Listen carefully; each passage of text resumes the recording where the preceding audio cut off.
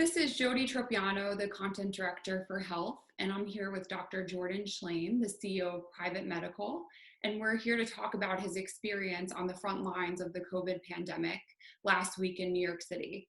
So, Dr. Jordan, thanks for joining us today. Thank you very much. I'm back home in quarantine.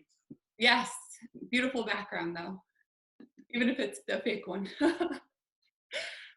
So first off, you're in the Bay Area, normally you're a physician there, but somehow you found yourself on the front lines in New York City all last week at a COVID hospital. So how did that happen? And can you tell us a little bit of the background there? Yeah, so briefly, my practice in San Francisco, and back in February and March, we were kind of preparing for what we thought was going to happen and did. And so we set up the video capabilities. We had a drive-through swab clinic to test patients that had symptoms. And eventually, it started to settle down, and an email from Governor Cuomo came across my email appealing to any physician with a medical license in New York, of which I have both California and New York licensure, and said, we need your help, we need volunteers. And so I thought, wow, New York was really kind of going up at that point in end of March. And so I talked to my wife and my kids, and then I emailed someone over at New York Presbyterian and said, hey, do you need my help? I'd be happy to volunteer. And literally they sent me an application for emergency privileges at NYP and Columbia and Cornell. And I couldn't really believe that it was happening. It happened kind of quick. But the thing that really was interesting to me is what is this thing? Sitting as a doctor, as a relatively educated person, you can read all you want, you can watch all the news all you want, but until you're seeing patient after patient and understanding what does this look like? How does this manifest? I wanted to stare this pandemic in the eye. Yeah. And I think I went to New York anyway. So then the next thing you know, I was on a flight to New York a week ago Sunday on a virtually empty JetBlue flight, 4 people on the plane.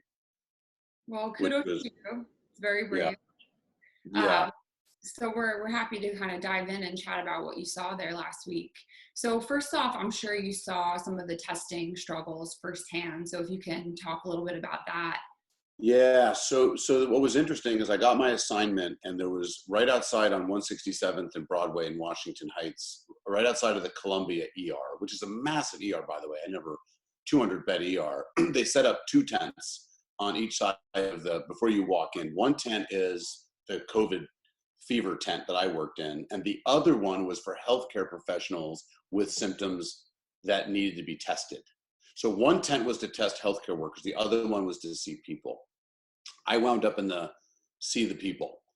So basically what happens is you would walk into the ER like you normally would, or somebody would drop you off, and there was 2 nurses stationed at the opening of the ER right out in front, and they would stick a pulse oximeter on your finger, measure your heart rate, your oxygen, and check your temperature. And these are veteran nurses. They'd been working in that ER forever.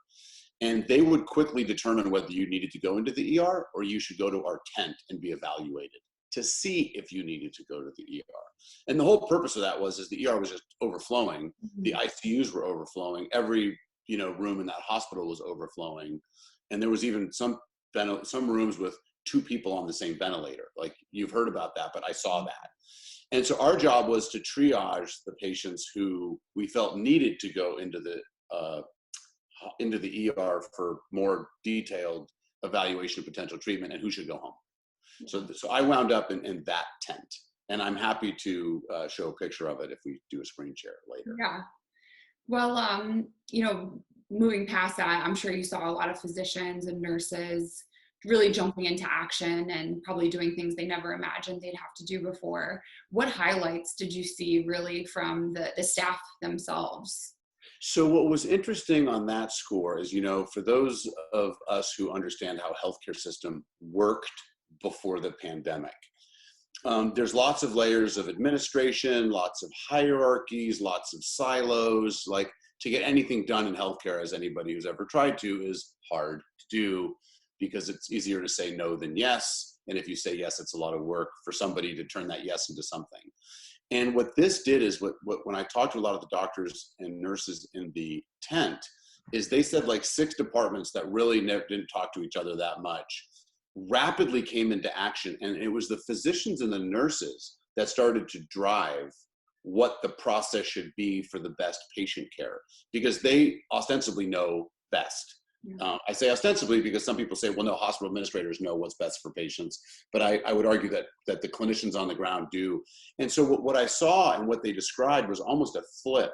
Like all the administrators and executives were listening to the doctors for what to do and taking direction from them. Whereas in the moment before that, it was always the doctors were taking direction from the executives. And so 6 departments collapsed into one department, which was physician and clinically led, to design the program. And then all the administrators then served the function of executing those things in the tent. So, there was a lot of administrative staff walking around with not that much to do, because when you're in like war zone time, they were making sure the PPE was there and that we were getting our lunches, and that was all nice and sweet for them to do that. But you could tell that in other times they had, they were dealing with regulations and HIPAA and who knows what. But in this instance, it was all that stuff didn't matter. Like in the same way that like the FDA kind of abdicated their role in doing any scientific work on these tests, which we'll talk about in a minute. The hospitals had basically free reign to let the doctors figure out what the best protocols are for triaging the patients. And so there was a real esprit de corps in that tent. Everybody was helping each other out. It was no, trying to make other people do work. It was really like, we're all in this and we want to help these people. So it was really fun to be there. Good energy. Yeah, sure. And speaking of PPE, you mentioned, what did you see firsthand about the PPE? Did you find that there was a shortage, or did you get everything you needed? So in the tent, I mean, candidly, as much of a risk taker as I am in life and in general, that I didn't want to risk, dying because a hospital didn't have their PPE, so I could help people that may die anyway. Like, that calculus wasn't. So they had the PPE. New York Presbyterian did a great job of securing the PPE for us. We wore N95 masks. We wore a surgical mask over the N95 mask. We had the full face shield, the hat, the overall, everything. I would wear scrubs that I brought from home and put all this stuff on. And then after work, I would ride home, take my clothes off in the hallway of my apartment, run in, shower, pick them up with a separate pair of gloves and wash them. So I had my own sterilization process when I got home, but the PPE was good. And I mean, but everybody in this tent, there was like at any one time, there was 4 to 5 people coughing and with fevers, and you could just almost see all these COVID particles flying around in this tent. Yeah. And with the symptoms, what were the most frequent recurring symptoms that you saw in people who tested? So they gave us a little checklist, like every patient, like cough, fever, shortness of breath, chest pain, sore throat, headache, myalgias, fatigue, pretty much those. And most people had like 4 out of those 9 or 9 out of the 9. Oh, wow. Like it was pretty impressive. What was super interesting is, like, I think my first patient was a 53-year-old guy my age, and a little overweight, but didn't seem that sick. And remember, in most clinical settings pre this pandemic, if I'm looking at you, Jody, I can see the expression on your face. I can see if you're happy. You can almost tell, you look at somebody, oh, they're sick. Yeah. I can have them walk into my office in general and I'm like, okay, there's something wrong with you, versus maybe there's not. But when all you can see is someone's eyes, right? They're all wearing hats to protect their head and their hair, and they were all wearing masks. So you only got this view into their eyes, which is an interesting vantage point as a clinician to try to like understand what's going on behind those eyes. So you really couldn't tell how sick somebody was, but everybody was plugged into a thermometer, a pulse oximeter, and a heart rate monitor. So I asked this one 53-year-old guy, I said, hey, how you feeling? He goes, I feel pretty crummy. Like, I've been in bed for a couple of days, but and by the way, everybody knew somebody on a ventilator. So in Washington Heights, there was such a density there in the Bronx and that area that everybody had fear in their eyes, and they were afraid of, like, am I going to wind up on a tube in the hospital? So I told this guy, I said, look, I can't tell how sick you are, so I want you to jog for me in place. Of course, I turned them away so that when they coughed, they would cough not towards me. And I would watch their heart rate climb up by 30 points. So his heart rate was like 80, 85. And I started making him jog, and his heart rate would go up 90, 100, 105. And as his was going up, his pulse oxygenation was going down relatively quickly, you know, from 95, 94, 93, 92 to, you know, as soon as it got in the high 80s, I'm like, stop, you have to go over there. Yeah. And the reason why is, what we don't realize is, if I took one of your lungs out, you could still run marathons. Like, one lung is enough capacity for one human to do almost anything. Mm-hmm. So if you have two lungs, and all of a sudden I get your heart rate up a little bit and your capacity goes down, that means there's a whole lot of stuff going on internally, that you're at the point where you don't even know it, but you know, you could wind up getting short of breath very quickly and winding up on a ventilator. We did have somebody, like, I think on the second or third day I was there, somebody drove them to the ER, and the door opened up and somebody fell out dead, because it was like, that's how quick it can go, from like shortness of breath to I can't breathe and getting no oxygen. So anyway, so we sent him in, and ironically, the next guy that I saw was a 75-year-old African-American guy, who HIV positive, hypercholesterolemia, history of a stroke. I mean, he was like the poster child of an older comorbid, worst case scenario. This guy would clearly be the sickest of the sick.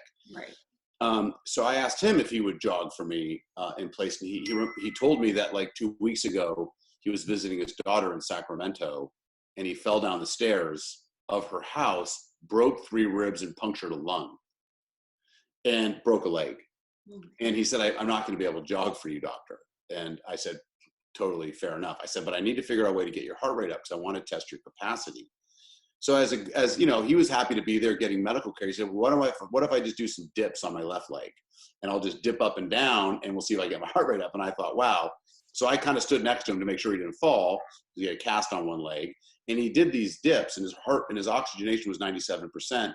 And as he started exercising, his heart rate went up. His oxygenation went from, 98 to 97 to 96, back to 97, back to 98, as his heart rate got up a full 30 points. Wow. And I looked at him and I said, whoa, you need to get out of this tent right now. Like, you will get COVID being here. You don't have it, or at least it's not manifesting. And I think that your shortness of breath was from that fall you took. Get out of here. And so I sent him home really quickly and said, stay quarantined, and the medical system will check in on you every couple of days to see how you're doing. So you really could not tell. Something that all the physicians were doing. Were you told to do that heart rate test from the get-go? The jogging test? Yeah. No, it was just something that, I had been reading a lot about COVID in my, office in San Francisco, but I realized when I first got there that, like, we were given no tests. So in our clinic, we couldn't test anybody. Mm-hmm. We had no x-ray. We had no CAT scan. Like, you either went into the ER based on what we said, but we had to figure out how to get you there. So I just thought, like, the best way to understand what's going on physiologically is to stress somebody. So I started jogging people, and then the other doctors and nurses in my tent started to kind of make fun of me. Like, what are you doing? What do you California guy making people jog? Like, it was a bit of a, I'm like, no, I think we can learn something here. And literally by the time I left, everybody was jogging everybody, because you could get such valuable information. And then I think on Monday, someone wrote up in the New York Times about their experience in the Bronx and how they jogged everybody or challenged them. And I think that's going to become more of a simple diagnostic tool. And it's what I'm telling people now that have older parents and they're afraid, they have a cough. I'm like, get them a pulse oximeter. They go on your finger, have them check it, have them jog, see what the numbers are. If you want some solace to understand the underlying substrate and their capacity, this is how you do it without having to go into the healthcare system, which is, by the way, full of COVID. So you want to stay out of the healthcare system. And so I think it's an interesting kind of at-home tool for people to understand the severity.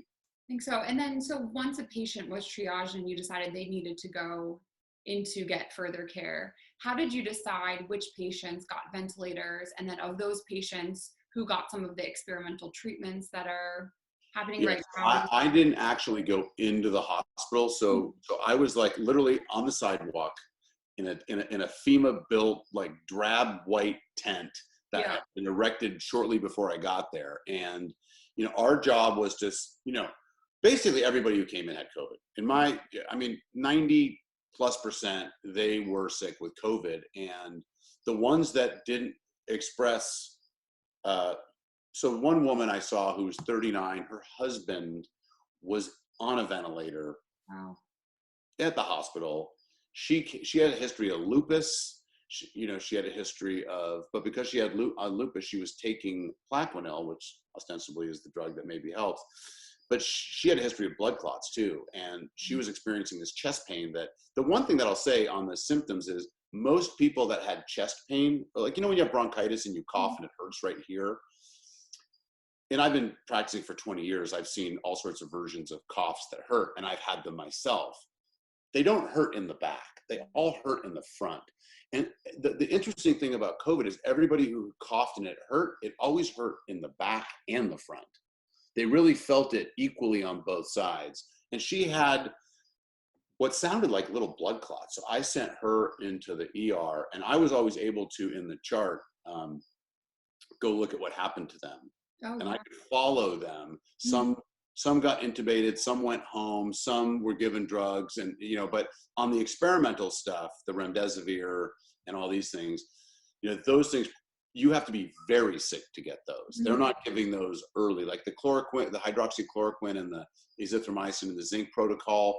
The idea was you do that early. Yeah. So ostensibly, you do that in our clinic and send people home, but you really, unless you're part of a clinical trial, I'm not cavalier enough to just send people home, because now what we're learning, 3 weeks later is a lot of people are getting long QT syndrome and cardiac symptoms, and it's a bad idea to do it in a non-controlled, non-study environment. I will say one of the things that I didn't mention, which I thought was just funny, is on my first day in New York on Sunday, I landed on a Sunday night, midnight.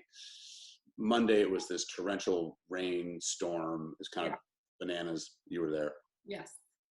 And I was waiting to get my assignment, and they said, well, are you up to speed on Epic, the electronic medical record? I'm like, well, how hard can it be? They're like, oh, before you can document stuff, you need to be Epic trained. And I said, well, what does that mean? And they said, well, let me send you some links, and you have to watch these videos and take these tests. So I spent 5.5 hours on Monday watching Epic videos that, and so I watched all the videos, I took all the tests, and really, like, for what I was doing, I just needed to document a few things. Like, that could have been much cleaner, but obviously no one had time for that. And then once I finished and I got my little ribbon, you passed your Epic training, they said, now you need 2 other 4-hour in-person classes, because that's the normal protocol. And I'm like, there's no effing way I'm going to go sit in a room with anybody. And so they were able to like waive the other 2 pieces. But I was always constantly charting on after I saw a patient, and I could chart. But because of that, I could see what happened to the patient in the ER and what happened later to them. So based on what you saw last week, where do you think we go from here? Do you think it is getting better? Is what you saw shocking enough to think we are not out of the thick of this, or even close to out of the thick of this yet?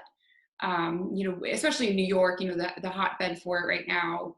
What steps do you think we need to take before we can really ease social distancing? So physical distancing, not social distancing, Okay. or distant socializing, but I would be loath to call it social distancing. So one of the things that's interesting, so New York today, I think, or maybe last night, they published that they think that 14 to 16% of New Yorkers have had it. Mm-hmm. Okay? You don't get to herd immunity till you're around 70%. So we're nowhere close to that. California, they did a study in Santa Clara where we're at 3 to 4% immunity. No. So that's like a sliver for us. So I think that you have to think about reopening up in a very local concept. This is not going to be a state opens up. It's going to be which towns can open up, which companies can open up based on, immunity, once we understand that, and I can talk about testing in a second. But it's also, what roles do people play Mhm. at their company or at their work or in society, where, like, can younger people get back to it that aren't sick?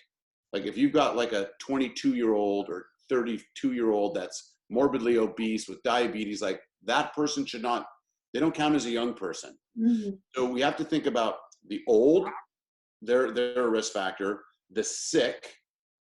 And by the way, you can look good and feel good and be sick on the inside. You can look good on the outside and be bad on the inside. Yeah. We call that Lobe. Look good on the outside and bad on the inside.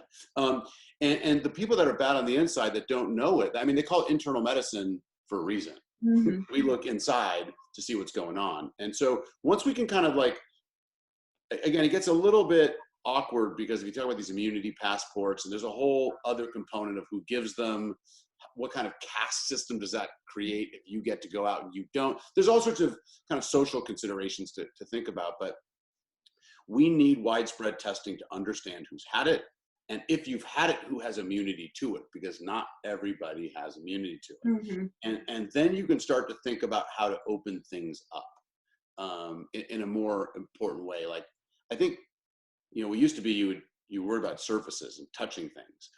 Most people are wearing gloves, they're washing their hands. I think people got smart on that. And I think the risk of this being transmitted by touching is much less now than it was. Mhm. It was real. I think it's less real, but it's still real. But this gets transmitted by mouth. Like, this is, you talk, you cough, it's coming out of your mouth, and there it is. So if you're wearing masks, if everyone's wearing masks, like, the risk of transmission goes way down. Yeah. So, like, super little steps are, continue to wash hands, wear masks. We need to do widespread testing. On testing, there are tests that are, like, Yale's got a study, Columbia's got a study, Stanford's got a study where we're doing whole blood. We're not doing these little finger laminar flow. Those are all garbage. It's a bake sale that nobody knows what works. And by the way, there are 4 coronaviruses that we all get every year. It's called the common cold. And so you can have some immunity. So if you got a coronavirus, good old fashioned garden variety, run of the mill, seasonal coronavirus, you may have some immunity to a coronavirus, but not this one. Right. And because they all have some degree of similarity, if you do the antibody test and it says, oh, look, you have some immunity to a coronavirus, we don't know if it's this one or another one. So it's a really bad thing to do, to start giving people tests that are they're also qualitative and not quantitative. Meaning, like, Rockefeller just came out with a publication yesterday that said that some people who have COVID-19 that come out of the hospital and you do a test, they have massive amounts of antibody. They're called elite producers of antibodies. So some people can get COVID and have just a minimal response. So what's happening right now at these academic medical centers, and it's going to be about another month, some of them are already out of the box, Stanford, I think Columbia, that's how they did the New York study, is everybody who gets diagnosed with COVID, they were sick in the hospital, they draw their blood, they do an antibody test, and then they see, okay, did this person who had it have the antibody? And they start to hone in on the accuracy of these tests. Mhm. The tests right now are not accurate. Imagine if you got on a plane to go to, Jody, if you want to go to Las Vegas. Mhm. Imagine you bought your ticket to the plane, it said Las Vegas, and you landed, and all of a sudden you were not in Las Vegas. You were somewhere else. And then no one would give you a map to where you were. And so these tests are basically like getting on a plane, thinking you know your destination, but there's a 20% chance or a 30% chance you wind up somewhere else. So the tests, as we speak of today, what's the date today? April 24th. Is it the 24th already? Dang. So on the 24th today, the tests are not that good unless you're doing whole serum blood tests run through an academic medical center. And that's not really realistic to be able to scale a whole blood test at an academic medical center. So no, but they're going to start to scale these. But then once we get those tests, then you can compare. Mhm. Again, you have to do a study with these home tests, compare it to the real tests, and see which home tests are good. So you still, like, there's still going to be this period where you have to wait until you get the accuracy. Everyone is so anxious that they have this mindset, don't just stand there, do something. We have to do something. And I get it. But right now we need to be of the mindset, don't just do something, stand there. Like, it's better to just stand there until we get it right. So then we can then do something. But a lot of people are so pent up and they really want to do something that runs a whole other risk. Did you see that with the COVID tests themselves, a lot of people have been reporting that there's about 30% false negatives, sorry, with the tests themselves. Did you see that firsthand? I did. I had a patient who tested negative, and I was convinced he had the symptoms. So I tested him again, and he was negative again. Wow. So if you get two negative tests, and he didn't have it, but if the error rate's 30% on one test, if you do it twice, your error rate becomes less than 10% on a second time. So sometimes you have to retest. And especially for healthcare workers, they do that because you're really afraid of false negatives. Is if a healthcare worker is going to go back and they're negative, well, they were positive, then you check them and they're negative, you have to do a second test. So then you're using all these tests, and there's only a limited number of tests, but you got to prioritize those for the healthcare workers to get back on the front lines to help people. So the test for COVID, do you have it, is if it says you have it, it's very accurate. If it says you don't have it, it's not that accurate. It's not as accurate as we'd like it to be. Which is why if we can pair this nasal test with the blood test, the power of knowing becomes much greater. But if you just think about the logistics of a blood test and sticking something in someone's nose and drawing blood out of their vein, like, this isn't like online shopping where you can just do it from home. And then they even had tests, home kits, where you could stick the thing in your nose. But I can tell you, having stuck in a lot of things in people's noses to do these swabs, you got to go all the way back and touch the back of their throat. And most people cannot stomach doing that by themselves. Like, you got to go and it's uncomfortable. It feels weird. And anyway, so that's why I think there's a lot of pilot error and people trying to do it themselves, and how just challenging it is to roll this out at scale. So as far as the just regular COVID test and then the antibody test, I'm a New York City resident. When do you think it's realistic that I will get either one of those tests? I think New York is working really hard to get those to everybody who's under a certain age and over, and who's had symptoms, as fast as possible. I think you're going to see New York probably scale up faster than anywhere else. So I would say within a month, I hope everyone in New York is tested or is in the queue. They'll have, they're setting up. I mean, so by the way, testing is only part of it. Like, if you test, then you have to do contact tracing. And I know New York's, Bloomberg is going to fund a big effort to do that too. You need to know. So if I tested you, Jody, and you test positive, I need to know everybody you've been with. And then we need to sit down and draw like a map, and then I need to test them. And so the smart way to do this is you have to test, trace, quarantine, treat. So anybody that gets test positive needs to go into and what they did in these other countries is if you were positive, you went to like the place in Allen where I was going to go work up in the Bronx, which is the Allen tent where they took over the soccer field. If you test positive, you hang out there for 2 weeks. You don't get to go home, because if you go home, you're ostensibly exposing everybody else. So the goal is if you test positive, you go somewhere for 2 weeks, and if 2 weeks later you test negative, you can go home. But we've taken you out of the pool of people to potentially infect, because in my neighborhood where I was in Washington Heights, like, everybody lived with 10 people. Or they had, small apartments with lots of people living in it. In fact, the last day that I was there, a 21-year-old pregnant woman came in with her 22-year-old husband, her 48-year-old mother, and oh, by the way, her father was intubated in the ICU. And like, they were freaking out. And none of them had bad symptoms, but I really was concerned about her since she was pregnant. The other two, I said, you go home and stay home and don't go around too much. But that's really the way out of this mess, is go local, zoom in, what businesses can get back to it. If businesses can start testing, great, they should do that, and start putting their workforce back into play. But I think if most people wear masks, we really decrease the risk of transmission a lot. Yeah, that's great. And so do you think the federal and state government's response so far, has it really freed physicians and nurses to do the best they can, or do you think your hands were still tied because of some policy issues? I know they've relaxed a lot of the regulations, but do you think we've done enough, or could we do more? Great question. I mean, I think the relaxing of all sorts of regulations made it easier for doctors to do stuff. And I mean, there's still the question of, are doctors on the hook for malpractice? Like, I think that got solved, but one of the things that I mean, for better or for worse, this is just an honest question, is if you're asking a doctor to go to the front lines and volunteer. Hey, doctor, Minnesota came out and the governor said, hey, we will waive your fees to relicense. We'll waive your fees to malpractice. We want you on the front lines. Mm-hmm.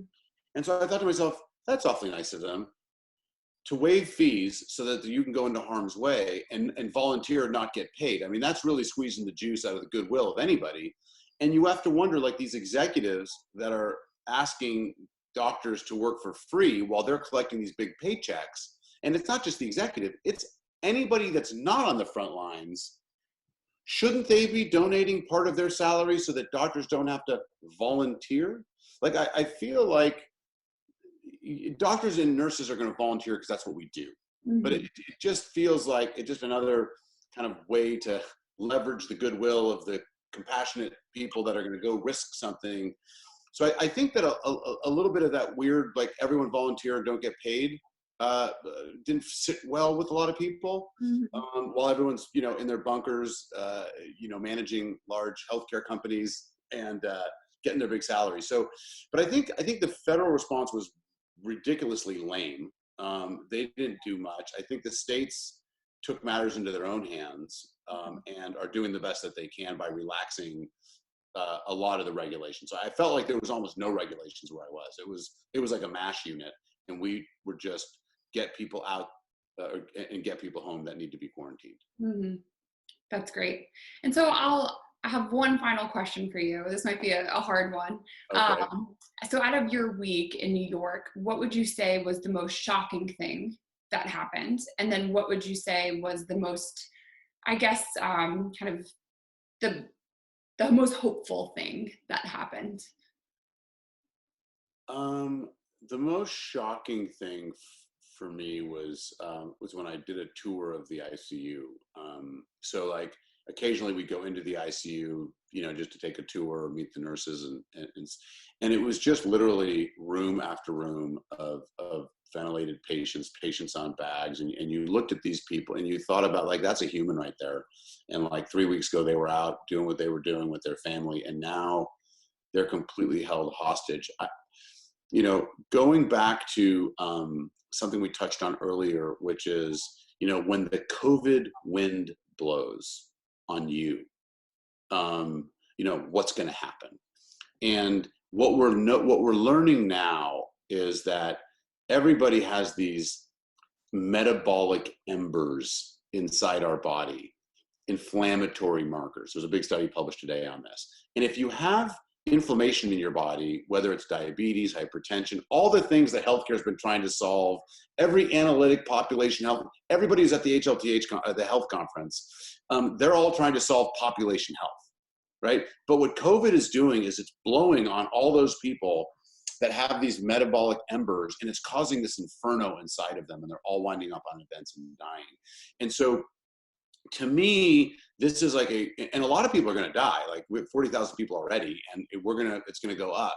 So what this is going to, I think, highlight, is people need to, get a checkup and really understand their risk, what's going on inside. And I think there's going to be a whole new appreciation for what's going on inside versus, like, my Instagram feed or the cool restaurant I just went to. Like, all of that impacts, your sleep, your eating, your exercise, all these, like, little things matter. But I was just impressed by, like, what the thing that struck me the most is how the people that didn't look that sick on the outside, that were on the inside, they just turned into an ICU case, and they probably won't make it.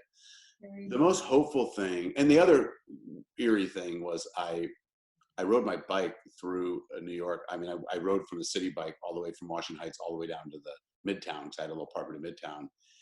And just how eerie, and you know this, you live in New York, but this, I mean, I could ride down Fifth Avenue with no traffic, no cars behind me for 20 blocks, no cars in front of me for 20 blocks at like 6 o'clock on a Tuesday.